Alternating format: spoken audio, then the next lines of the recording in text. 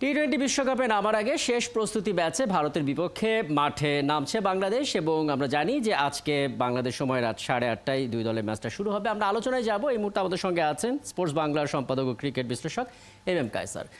জনাব এম কায়সার, আপনাকে আমন্ত্রণ জানাচ্ছি। আসলে পূর্ব প্রস্তুতি বলতে যেটা বোঝায় সেটা কিছুটা বোধহয় অসম্পূর্ণ রয়ে গেল, কারণ যেই ভেন্যুতে বাংলাদেশ খেলবে সেই ভেন্যুতে আসলে খেলার সুযোগটা নষ্ট হলো। ঝড়ের কারণে ডালাসে খেলতে পারেনি বাংলাদেশ, তার মানে কোনো অভিজ্ঞতা ছাড়াই তাদেরকে মাঠে নামতে হচ্ছে। শুরুতে আপনার জায়গা থেকে একটু বলবেন প্রস্তুতি হিসেবে বাংলাদেশ কতটুকু মার্ক পেতে পারে? টপ অর্ডার নিয়ে যে মাথা ব্যথাটা আমাদের ছিল সেটা তো রয়েই গেল। সব কিছু মিলিয়ে আসলে আমরা কি প্রত্যাশাটা করব? ধন্যবাদ। প্রথম কথাটাই হলো যে বাংলাদেশ যে প্রথম যে প্র্যাকটিস ম্যাচটা ছিল সেটা যদি খেলতে পারতো তাহলে অবশ্যই বাংলাদেশ দলের জন্য খুব ভালো হতো, কারণ সেই মাঠেই বাংলাদেশ কিন্তু শ্রীলঙ্কার বিরুদ্ধে খেলবে এবং সেই ম্যাচটা বাংলাদেশ দলের জন্য কোয়ার্টার ফাইনালে ওঠার জন্য সবচেয়ে গুরুত্বপূর্ণ ম্যাচ হিসেবে কিন্তু কাউন্ট করা হয়ে রয়েছে। কিন্তু বৃষ্টির কারণে সেই ম্যাচটা বাংলাদেশ খেলতে পারেনি। এখন নিউজিল্যান্ড ভারতের বিরুদ্ধে যে মাঠে খেলবে সেখানেও কিন্তু বাংলাদেশের ম্যাচ রয়েছে, কিন্তু সেটা পরবর্তীতে, অর্থাৎ দক্ষিণ আফ্রিকার সাথে সেই ম্যাচটা খেলবে। তার আগে অল ইম্পর্টেন্ট ম্যাচটা কিন্তু 8 জুন শ্রীলঙ্কার বিরুদ্ধে। আর আজকের ম্যাচের কথা যদি বলি আমি, তাহলে বলতে হবে যে এই ম্যাচটা বাংলাদেশ কিন্তু খেলতে নামছে এক অর্থে গুছিয়ে নেওয়ার জন্য। দেখুন, এই ম্যাচটা বাংলাদেশ জিতলে যে খুব বড় কিছু বা আহামরি কোনো কিছু হয়ে যাবে, বা বাংলাদেশ হারলে যে বাংলাদেশ বিশ্বকাপ থেকে একেবারে বিদায় নেবে, তাও কিন্তু না। প্র্যাকটিস ম্যাচের আদলটা কিন্তু হয়ে থাকে, আপনি প্র্যাকটিস ম্যাচের যে বিষয়টা হয়ে থাকে যে ছোট ছোট যে আপনার সমস্যাগুলো থাকে সেই সমস্যাগুলো মূল ম্যাচে যেন না দল ফেস করে সেটা কাটিয়ে নেওয়ার জন্যই কিন্তু আপনার প্র্যাকটিস ম্যাচটাকে কাউন্ট করা হয়ে থাকে। যেমন আপনি দেখবেন যে বাংলাদেশ দল যে ব্যাটিং অর্ডার নিয়ে, বিশেষ করে টপ অর্ডার নিয়ে যে খেলতে চাইবে প্রথম ম্যাচে শ্রীলঙ্কার বিরুদ্ধে 8 জুনের ম্যাচে, সেই একাদশটাও কিন্তু বা সেই টপ অর্ডারটা কিন্তু আজকের ভারতের বিরুদ্ধে ম্যাচে সেটি কিন্তু খেলাতে চেষ্টা করবে। এবং আপনি ঠিকই ধরেছেন যে বাংলাদেশ দলের এই মুহূর্তে যদি আপনি সমস্যার কথা বলা হয়ে থাকে তাহলে সবচেয়ে বড় সমস্যার নাম কিন্তু টপ অর্ডার ব্যাটিং এ। শুরুর 3 ব্যাটসম্যান কিন্তু ভালো রান করতে পারছেন না। আপনি তাহিদ হৃদয় রানের মধ্যে রয়েছেন, কিন্তু সেরকম ধারাবাহিকতা নেই। সো টি-20তে আপনাকে ম্যাচ জিততে হলে স্কোরবোর্ডে অবশ্যই বড় একটা সঞ্চয় জমা করতেই হবে, যে কাজটুকু বাংলাদেশ করতে পারছে না। এবং আপনি পেছনের 4টা ম্যাচের যদি টি-20 ম্যাচের ইন্টারন্যাশনাল টি-20 ম্যাচ যে বাংলাদেশ খেলেছে সেখানে আপনি দেখবেন যে পিছনের 4টা ম্যাচে বাংলাদেশ জিতেছে মাত্র একটি ম্যাচ, তাও আবার প্রতিপক্ষ জিম্বাবুয়ে এবং যুক্তরাষ্ট্রের বিরুদ্ধে।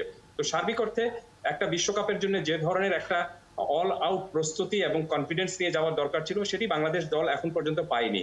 তো আজকের এই প্র্যাকটিস ম্যাচে বাংলাদেশ যদি ভারতের বিরুদ্ধে ভালো পারফরমেন্স করতে পারে, আপনি যেসব সমস্যা রয়েছে সেসব সমস্যাগুলো দূর করতে পারে, আমি বলছি না যে বাংলাদেশ একেবারে জিতে যাবে, সেটি বলছি না। বাংলাদেশ যদি তাদের সেই সমস্যাগুলো বা ছোট ছোট যে সমস্যাগুলো রয়েছে সেই সমস্যাগুলো যদি দূর করতে পারে, তাহলে আমার কাছে মনে হচ্ছে যে প্র্যাকটিস ম্যাচ থেকে বাংলাদেশ যা চেয়েছিল যে দল গুছিয়ে নেওয়ার একটা বিষয় মূল মঞ্চে যাওয়ার আগে, সেই কাজটুকু সম্পূর্ণভাবে করতে পারবে এবং খুব সম্ভবত টিম ম্যানেজমেন্ট সেই পথেই চিন্তাটুকু করছে। চমৎকার। আসলে আজকে ভারতের সাথে বাংলাদেশের ম্যাচে দুটো জিনিস আসলে দেখবার, প্রথমত সৌম্য সরকার দ্বিতীয়বারের মতো রান করে কিনা। যদি না করে তাহলে আগের ম্যাচটা হয়তো তার ফ্লুক হয়ে যেতে পারে। আবার দ্বিতীয় কথা হচ্ছে যখনই ভারত তখনই আসলে কোনো না কোনোভাবে লিটন দাস জ্বলে ওঠেন। কাজে আজকে যদি সেটা হয়ে যায় তাহলে বুঝবো যে আসলে লিটন দাস তার ধারাবাহিকতা ধরে রাখছেন। যাই হোক, আমরা ওই প্রসঙ্গে আসলাম না, কিন্তু বাংলাদেশ যে গ্রুপের মধ্যে আছে শ্রীলঙ্কা, নেপাল, দক্ষিণ আফ্রিকা, নেদারল্যান্ডস, এই গ্রুপটাকে আপনি আসলে কিভাবে বিশ্লেষণ করবে? আমরা আসলে নেদারল্যান্ডসের সাথে খেলেছি, 2বার জিতেছি, কিন্তু একেবারে টাই খুব মার্জিনাল একটা প্রসেসে। সেই হিসেবে আসলে কিভাবে মূল্যায়ন করবেন এই গ্রুপটাকে? দেখুন, এই গ্রুপটার নাম হলো ডি গ্রুপ, আর ডি গ্রুপের আপনি ট্যাগলাইনটা যদি ধরেন তাহলে ডি ফর ডেথ এক করতে কিন্তু তাই বোঝা যাচ্ছে। কারণটা হলো যে বাংলাদেশের এখান থেকে আপনি নেপাল এবং নেদারল্যান্ডস কিন্তু কোয়ার্টার ফাইনালে যাওয়ার জন্য কিন্তু এই টুর্নামেন্টে খেলছে না। They are playing in this tournament just as a participating country, nothing else. আর বাংলাদেশ কিন্তু আপনি কোয়ার্টার ফাইনাল, বাংলাদেশ, শ্রীলঙ্কা এবং দক্ষিণ আফ্রিকা, এই 3টি দলই কিন্তু আপনি কোয়ার্টার ফাইনালে যাতে পৌঁছাতে পারে সেই লক্ষ্য নিয়ে কিন্তু বিশ্বকাপে খেলতে নেমেছে। কিন্তু দুঃখজনক বিষয় হলো যে বাংলাদেশ এখন পর্যন্ত সেই 2007 সাল থেকে টি-20 বিশ্বকাপে খেলছে, প্রথম আসর থেকে খেলছে, কিন্তু কখনোই আপনার কোয়ার্টার ফাইনাল বা সুপার 8-এ যেতে পারেনি। সেমিফাইনাল তো অনেক দূরের কথা।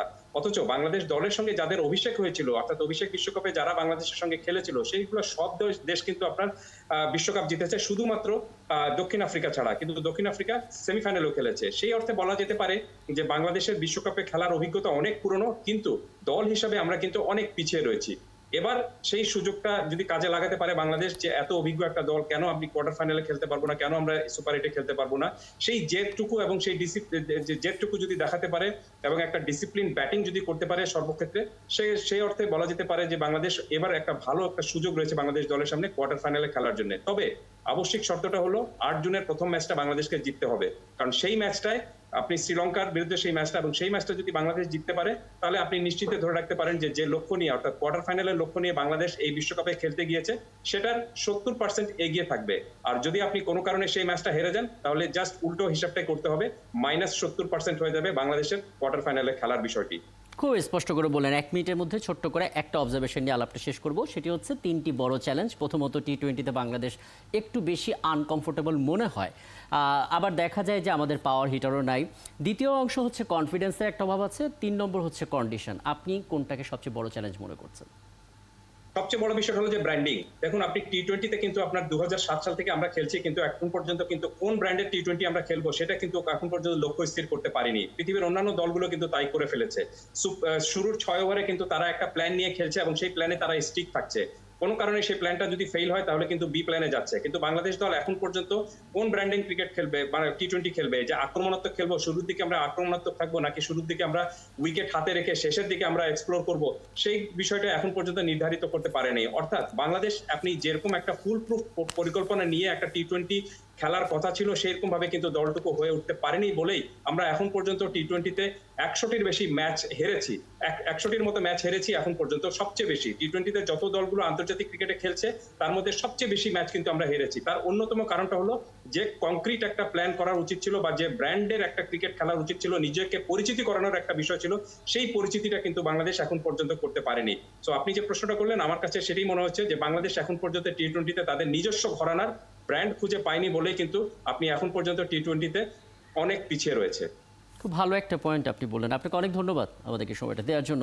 স্পোর্টস বাংলার সম্পাদক এবং ক্রিকেট বিশ্লেষক MM কায়সার আমাদের সঙ্গে যুক্ত ছিলেন এতক্ষণ।